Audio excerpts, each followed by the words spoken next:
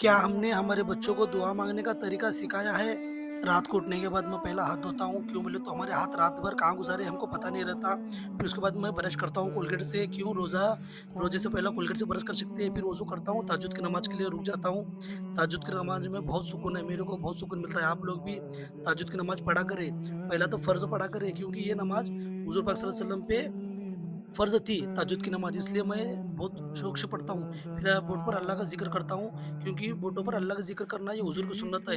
फिर उसके बाद मैं अल्लाह की बारगाह में हाथ उठाकर दुआ करता हूँ, तमाम मखलूक़ात के लिए, तमाम उम्मत के लिए, और आप लोग भी ऐसे किया करें। फिर मैं सहरी के लिए खाना खाने बैठ जाता हूँ, फिर बिस्मिल्लाह बोल के खाना खाता हूँ, अल्लाह का शुक्र अदा करता हूँ कि अल्लाह तेरा करोड़ों एहसान है, तूने मुझे खिलाया-पिलाया।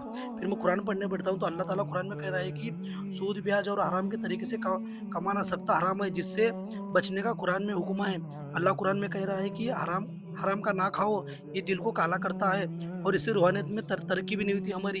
हम इतनी मेहनत से रोज़ा रहते हैं, भूख को बर्दाश्त करते हैं, खाना बर्दाश्त करते हैं, फिर हलाल का हराम का खाएँगे ना, तो फिर कुछ भी काम करनी, फिर इबादतें वगैरह, रोज़ा वगैरह, इसलिए बचा करें। फिर मैं मेरे बच्चों को दुआ माँगने का तरीका सिखाता हूँ कि पहला दरूद शरीफ पढ़ा करें, फिर उसके बाद में दुआ माँगने के बाद आखिरी में भी दरूद शरीफ पढ़ा करें।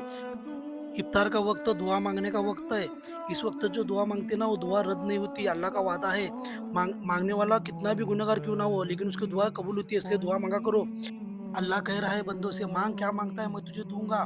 अल्लाह कह रहा है ना कि मैं रोज़ 10 लाख लोगों को माफ़ करता हूँ, या अल्लाह मुझे भी माफ़ कर, मेरी फ़ैमिली को भी माफ़ कर।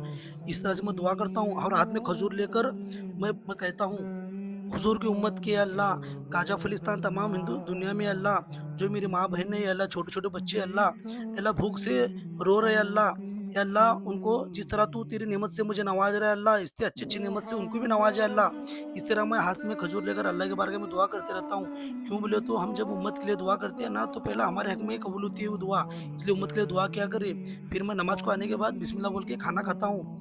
फिर रोज़ा छोड़ने के बाद मैं खाना खा के अल्लाह अल्लाह के बारगाह में हाथ उठा के अल्लाह का शुक्र अदा करता हूँ कि अल्लाह तूने तेरी इस नेमत से मुझे नवाज़ा। फिर मैं बिस्मिल्लाह बोल के गाड़ी स्टार्ट करके नमाज़ को आता हूँ। फिर मैं नमाज़ पढ़